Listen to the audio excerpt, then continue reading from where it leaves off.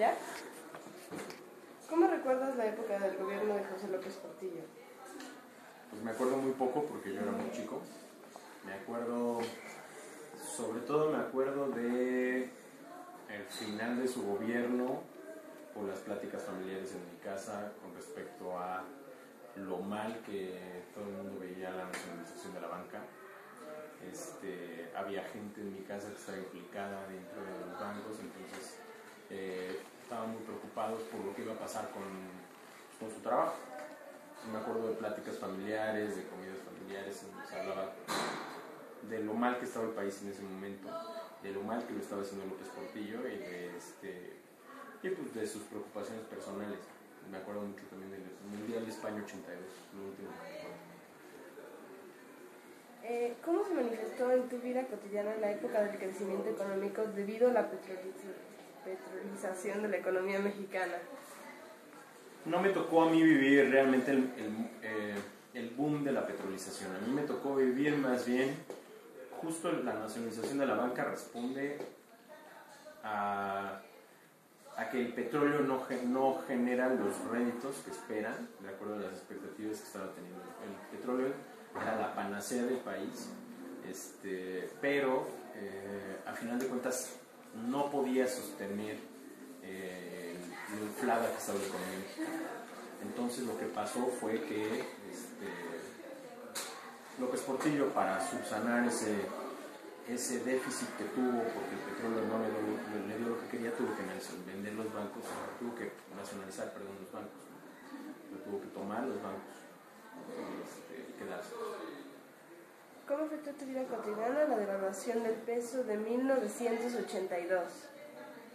No, en realidad no recuerdo bien la devaluación del peso. Recuerdo nada más estas pláticas familiares. Recuerdo familiares míos, tíos, muy preocupados por la situación del país, por su propio trabajo.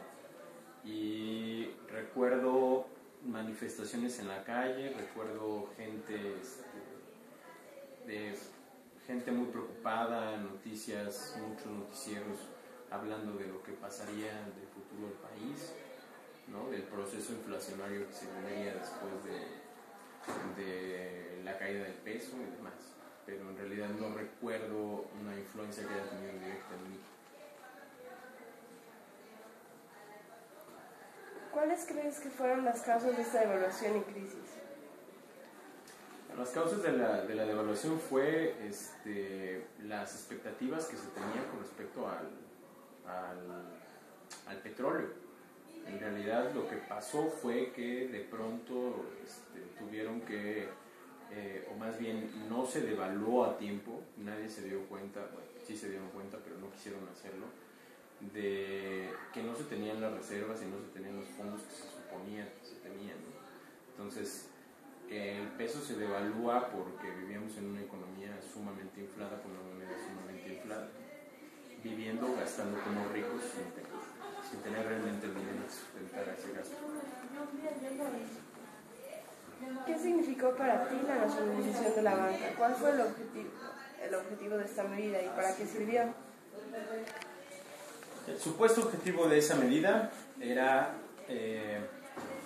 obtener el capital que subsanara las finanzas públicas, que el gobierno tuviera el dinero para poder pagar y para poder subsistir del tamaño en el que estaba y para poder continuar con las expectativas que se tenían con respecto a la economía mexicana. En realidad la medida no fue bien vista por casi ninguno de los actores políticos del momento, ni por los expertos en economía en ese momento, sino todo lo contrario, fue más bien muy criticada incluso por el siguiente presidente que en ese momento estaba trabajando ya en el gobierno, que era Miguel de la Madrid, que tuvo que aventarse el paquetote de ver qué hacía después de López Portillo, ¿no? Porque la nacionalización fue casi al final del gobierno, de López Portillo. ¿Qué consecuencias económicas y políticas derivaron de estas decisiones? Muchas. después, en el gobierno de la Madrid, hubo un momento en el que fue muy tensa la negociación sobre si México podía o no pagar el dinero que debía, y incluso se llegó a pensar en que se declarara en moratoria, es decir, que se negara a pagar y dijera que no tenía dinero para pagar a todos los países extranjeros. En algún momento, de hecho, se radicalizó la postura del gobierno mexicano, pero finalmente lo que pasó fue que aceptamos las recomendaciones y aceptamos el dinero que nos dieron el Fondo Monetario Internacional y el Banco Mundial, y lo que pasó es que hipotecamos nuestra economía, vendimos, vamos a decir, cambiamos el modelo económico por completo, tuvimos que responder a las exigencias económicas que se nos ponían en el extranjero para poder subsanar las deudas que teníamos, y fue un proceso de atraso del país gigantesco. Es decir, el país, yo creo que en el gobierno de López Portillo, que ha sido uno de los peores gobiernos que ha habido en la historia de México, se atrasó por lo menos 20 años con respecto al crecimiento que pudo haber tenido si no se hubieran tomado esas medidas. Entonces yo creo que fue de las peores crisis que ha sufrido este país. ¿Debió México dejar de pagar su deuda externa? Yo personalmente creo que no debió haber dejado de pagar, que no debió haber dejado de pagar la deuda.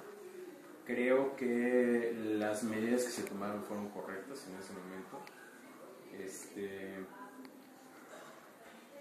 Sin embargo, creo que nos costó mucho trabajo independizarnos del modelo económico que se nos imponía. De hecho, no creo que todavía estemos libres de seguir respondiendo a las exigencias económicas de los organismos internacionales, de los organismos financieros internacionales.